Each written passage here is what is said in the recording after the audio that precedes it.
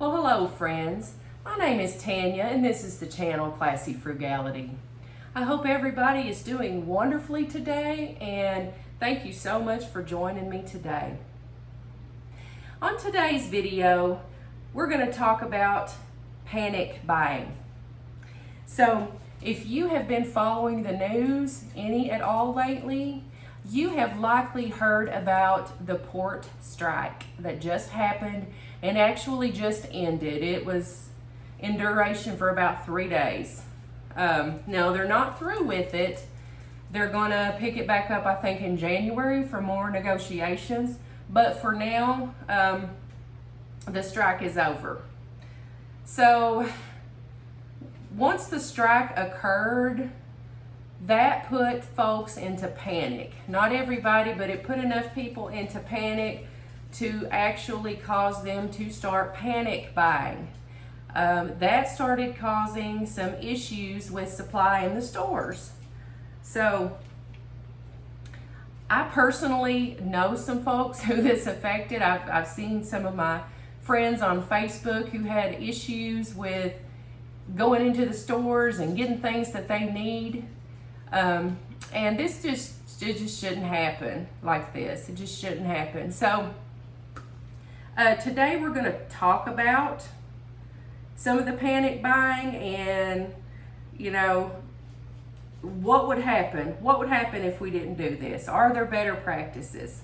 So why should you not panic and buy things in bulk? I mean, it sounds reasonable if you think about it. Oh, we know this situation's going to happen. We probably should prepare now. It's sort of like the winter time here in Kentucky. There's a long-running joke about the milk, bread, and toilet paper. Got to go get the milk, bread, and toilet paper. It's going to snow. But this panic buying because of this port strike, things like that. The election, people are panic buying because of the election. I'm in no way going to talk about politics. I don't get into that at all. But that is, in reality, one of the reasons that people tend to engage in buying practices like that. They'll go clear the shelves because they're afraid they won't have anything available to them later on. So what happens when you panic buy? When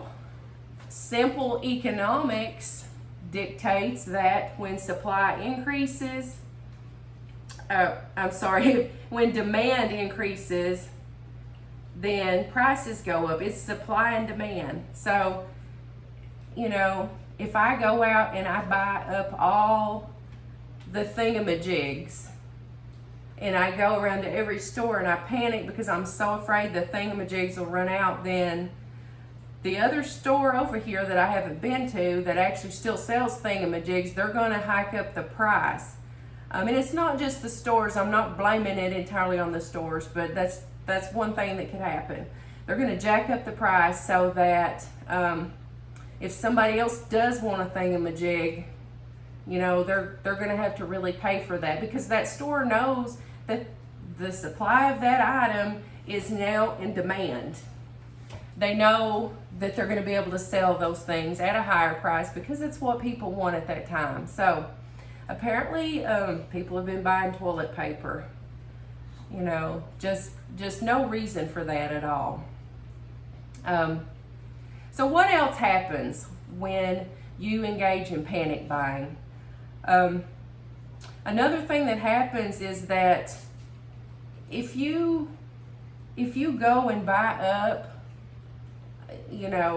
all the pantry items, all the food, you go and buy bulk quantities of, I don't know, whatever the item may be. Peanut butter. You go buy bulk quantities of peanut butter because you're afraid that we're going to be out of peanut butter. The port strike, whatever the situation at hand is going to be, that's going to cause you to have a dreadful time finding peanut butter in the future.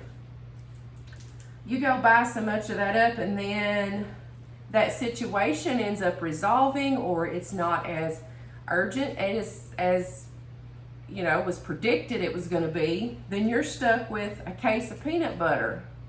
you can't eat all that peanut butter, but you keep hanging on to it because you think, well, what if, I might need that.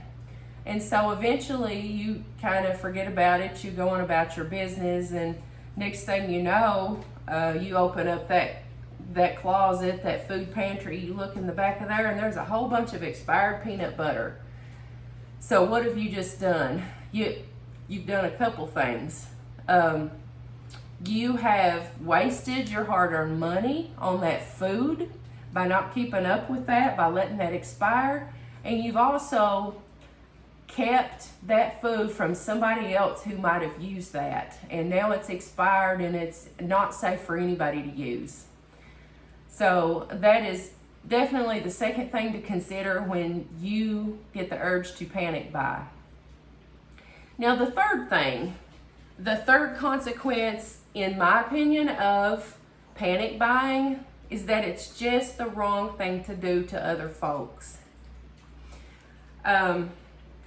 It portrays an air of, I feel like my needs are more important than yours. I'm putting myself before everybody else. I want to make sure I get what I need, and I really don't care if John and Susie Q have what they need. So, if you go and you're purchasing things, it's reasonable to try to prepare for situations and emergencies, but please don't clear the shelves off. Please don't, take every last item that they have, every last roll of toilet paper, loaf of bread, gallon of milk, whatever the item is. Leave some for the next person. Okay, so how do we prevent this? What do we do instead? This is my suggestion. This is what I do. So for a long time, way before COVID hit, because that was another situation, people were hoarding stuff, buying toilet paper, again with the TP, I don't, whatever.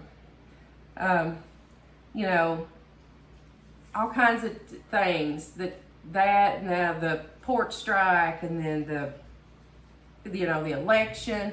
There are all kinds of reasons that people go out and do what they do with their shopping habits, but long before all those things, I guess I'm a little different. I have been a frugal person for many years. I don't believe in just wasting money. Not to say that I haven't wasted money. My budget's not perfect.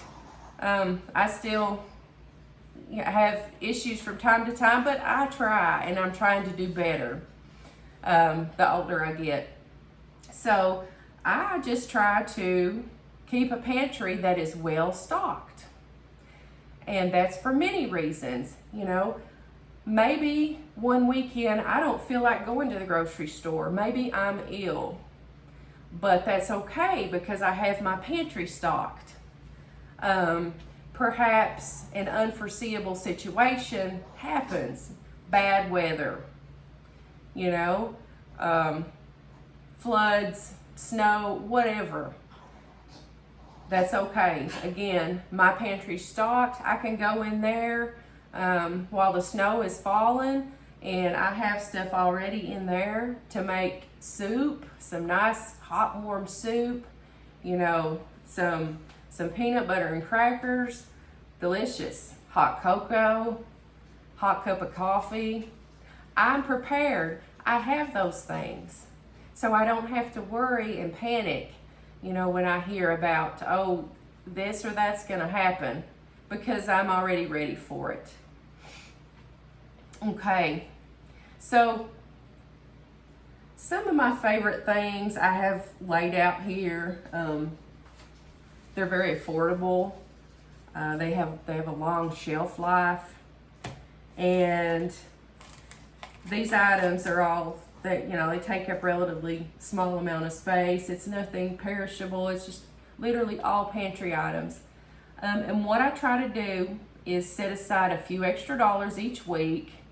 We'll say maybe $5, That's just a guideline. If you don't have an extra $5 to go toward stocking your pantry each week, start with a pack of ramen noodles. That's 30 cents. If you imagine, if you buy an extra pack of ramen noodles each week, that's 52 packages of ramen noodles at the end of a year. But I do try to shoot for $5, you know, and just see what I end up with. My main things that I like to get are like canned goods, beans and rice, peanut butter. It's a good source of protein. And I do, you know, get the extra pack of toilet paper here and there. So here's specifically what I get. Okay, this toilet paper right here, I actually saw a Facebook post about this today. Somebody was making fun of it. Well, guess what? Here in this house, this is what we get on a regular basis. Works just fine for us. No issues with it. It's not incredibly thin. They're not teeny tiny. You know, it doesn't run out before you know it. And it's not scented. It's not coated with lotion, or I don't know, whatever they do. You know, the tears of fairies or whatever. But it is 94 cents a pack at Walmart. And apparently at my local Walmart today, they were down to just this type. I haven't been this week. This is something I already had in my cabinet from last week or a week ago, because I buy it. Normally, I usually buy about 3 or 4 of them, because like I said, they're 94 cents. All right. Keeps me from having to get it as often, and I don't clean the shelves off. I also like to keep rice stocked up. Rice is cheap. Like, it checks all the boxes for me. It's cheap. It's easy to prepare. It's easy to store. Like, look, it keeps forever. This says best if used by August 29, 2025, but I mean, I just bought this the other day. That's probably just a guideline. I would probably use it longer than that, but that's just me. I don't work for the USDA, or I'm not a dietitian, whatever. So you use your own judgment. This is 92 cents for a 1 pound bag. Now, I've certainly bought bigger bags, and you can get it cheaper per pound if you do that. Case in point, these pinto beans.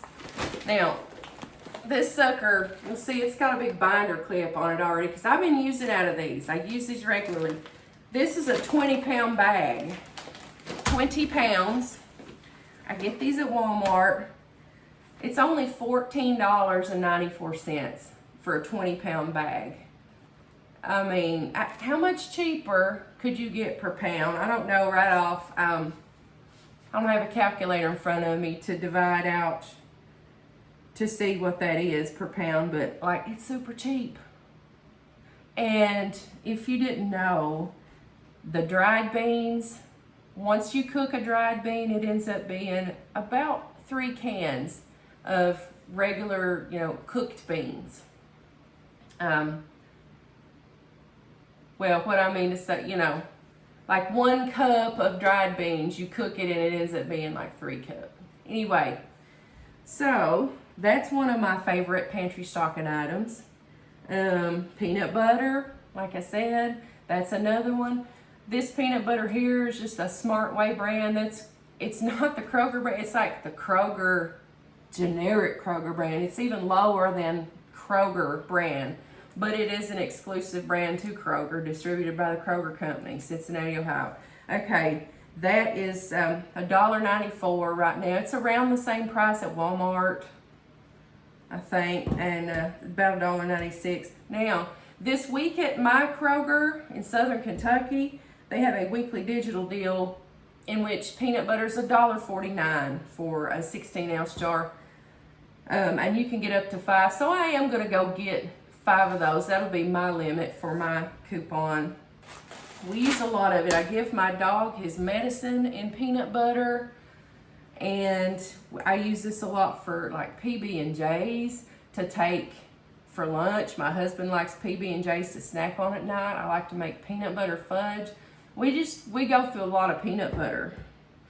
And it's a good protein source if you don't have meats or good old pinto beans. Some of my other favorite things to stock for the pantry are canned goods.